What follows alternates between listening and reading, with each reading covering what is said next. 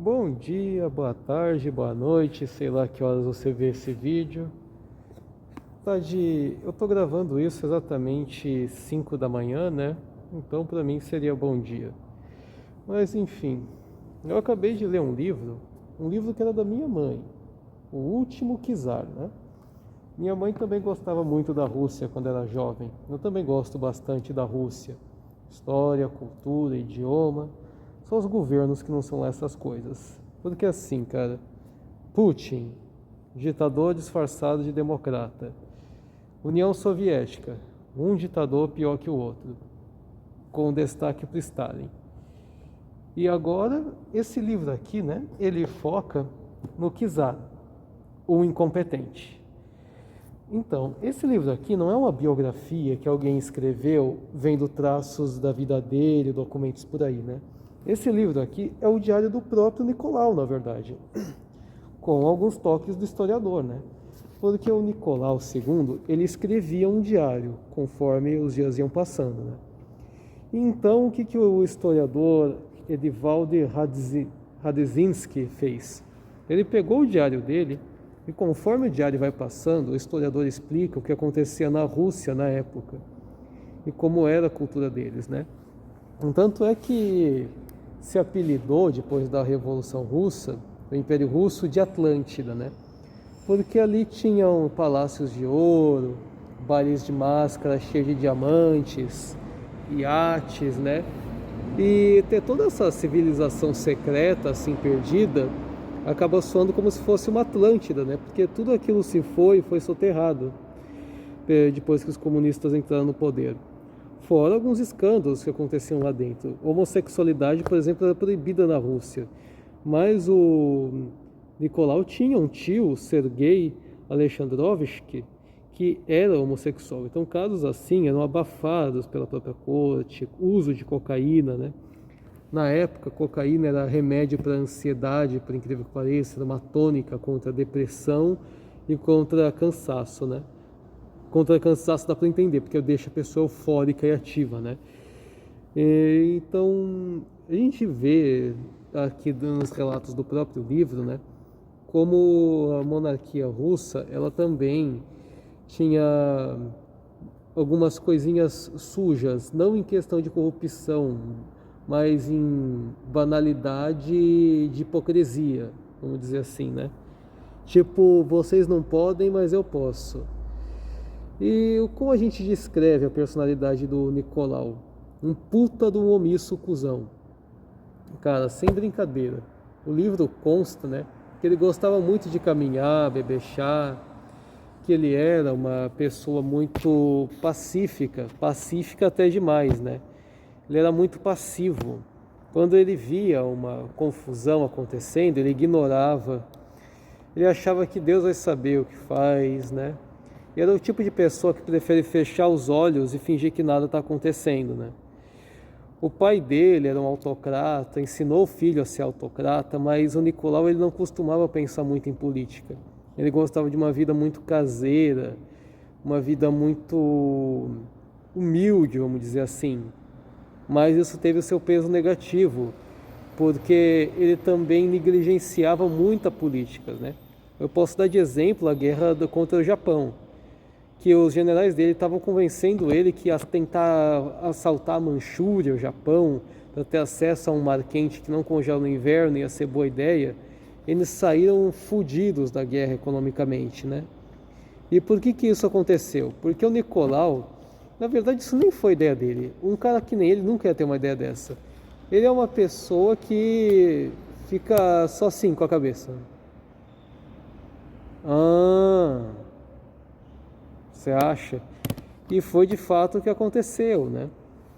E diante das crises econômicas, ele foi culpar os judeus, né? Por mais bizarro que pareça. Acontece que o governo da Rússia Imperial era extremamente antissemita, né? É uma coisa que na verdade vinha da Idade Média, né? Os judeus tinham que ficar em cidades isoladas, sem contato com os demais. Os judeus não podiam ser funcionários públicos nem entrar em universidades, porque ele tinha medo que a intelectualidade do judeu pudesse se revoltar contra a monarquia. E aí ele ainda foi ler o Protocolos do Sábio de Sião, piorou mais ainda a ideia deles dos judeus, que eles podiam estar manipulando tudo. Então ele concluiu, depois da guerra contra o Japão e fracassos da Primeira Guerra Mundial, que a culpa na verdade não foi dele, é da elite judia que na verdade manipula a economia. E, cara, na verdade, se ele deixasse no mínimo o judeu poder ser funcionário público e estudar, talvez eles não se revoltassem tanto. Porque os judeus eles acabaram se juntando aos bolcheviques, aos socialistas, em tais grupos de elite intelectual dos socialistas e anarquistas, justamente porque era o povo mais oprimido que tinha na Rússia, né? E tanto é que casos como o Domingo Sangrento, outros casos de massacre, assassinatos contra judeus, sempre eram abafados. O próprio Lenin, apesar de ateu, ele era de família judia, né? Trotsky era judeu.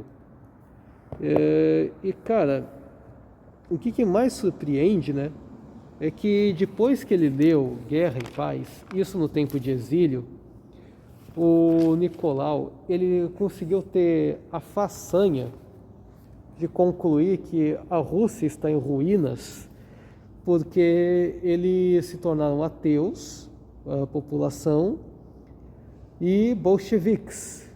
Na verdade, a Rússia estava em ruínas justamente porque ele não faz nada. O Nicolau, ele, diante dos problemas que tinha, ele preferia esperar que as coisas se resolvessem sozinhas. E isso em todos os parâmetros da Rússia, né? Ele era religioso, ele acreditava que tudo era um plano de Deus. Então, se você adoece, foi um plano de Deus.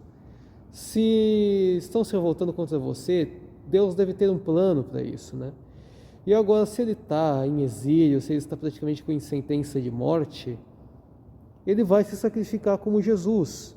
Ele tinha achado que a revolução comunista ia ser só uma birra que iam ter temporariamente e em pouco tempo iam esquecer. Não, era bem sério o que estava acontecendo.